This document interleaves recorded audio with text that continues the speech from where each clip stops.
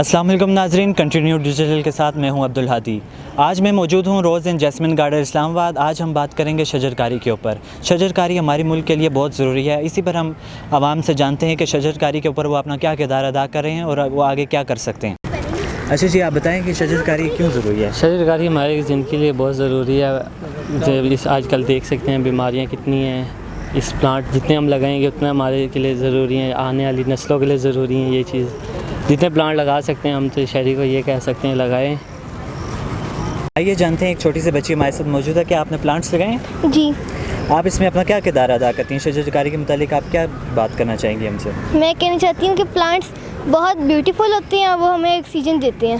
اس وقت آپ موجود ہیں جیسمن گارڈن میں، کہ آپ کو یہ کیسا لگ رہا ہے؟ یہاں پہ بھی بہت سارے پلانٹس ہیں۔ جی، مجھے بہت اچھا لگ رہا ہے۔ بہت جیسا کہ آپ نے دیکھا، عوام نے ہمیں بتایا شجرکاری کے کیا کیا مثبت اثرات ہیں اور کیوں ضروری ہے۔ اسی کے ساتھ مجھے اجازت دیجیے، اللہ حافظ۔ جیسا کہ آپ نے دیکھا کہ شجرکاری عوام کے لیے